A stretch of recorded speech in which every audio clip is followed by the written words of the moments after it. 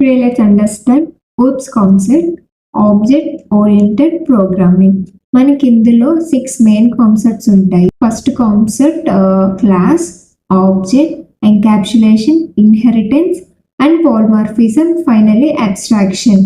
Class is a blueprint అనమాట, and object is a actual building, and encapsulation is a security plus data production. Inheritance is a relation between parent and child classes, and polymorphism is a same action but different behavior. And finally abstraction. Abstraction is a hidden complexity.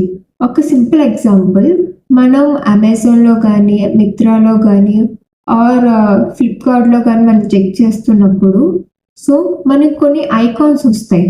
First ఏంటంటే mobile or wearing clothes or different ఇవన్నీ వస్తాయి. So నీకు ఏదైతే icons కనబడుతున్నాయో మనం దాన్ని blueprint అనుకుందాం. Like ఈ క్లాస్, నువ్వు ఎప్పుడైతే ఆ క్లాస్ని క్లిక్ చేసి దాని లోపలికి ఎంటర్ అవుతావో నీకు డిఫరెంట్ ఇప్పుడు నేను ఫోన్స్ క్లిక్ చేసి ఫోన్స్ సెల్లోకి వెళ్ళిన, సో ఫోన్ యొక్క ప్రతిదీ కూడా డిఫరెంట్ ఫోన్స్ చూపిస్తుంది. ఐఫోన్ చూపిస్తుంది, శాంసంగ్ చూపిస్తుంది, డిఫరెన్స్ అన్ని చూపిస్తాను అంటే డిఫరెంట్ ప్రొడక్ట్స్ అనేవి షో ఆఫ్ అవుతాయి నీకు.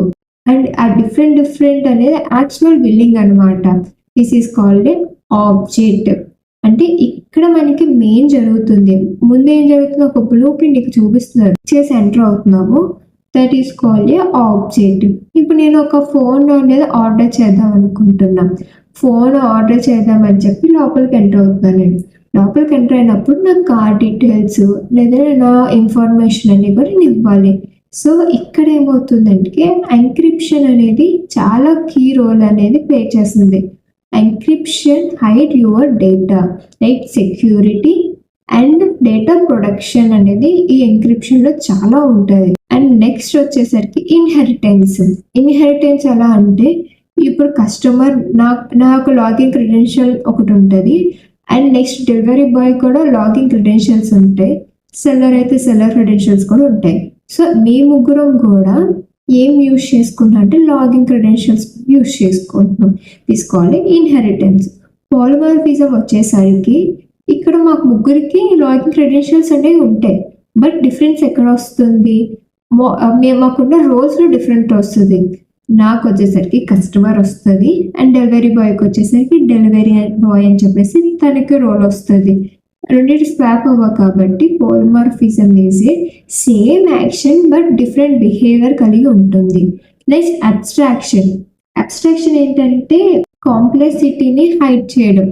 ఇప్పుడు నాకు ప్రోడక్ట్ రావడం వరకే నాకు తెలుస్తుంది, బట్ ప్రోడక్ట్ రాకుండా ముందు అది ఎట్లా వచ్చింది, ఎక్కడి నుంచి ఎక్కడికి వెళ్ళింది, ఇవన్నీ నాకు తెలియదు. ఓన్లీ డెలివరీ బాయ్ వచ్చి నాకు ప్రోడక్ట్ సేల్ చేశారా, నాకు ఆ ప్రోడక్ట్ ఇచ్చారు లేదా అని చూసుకుంటా. This is called a OOPS concept. Ask one question. ఒక స్టూడెంట్ నాకు మెసేజ్ చేశారు డిఎస్ఏ నేర్చుకోవడానికి ఏది రిఫరెన్స్ లాంగ్వేజ్ అని.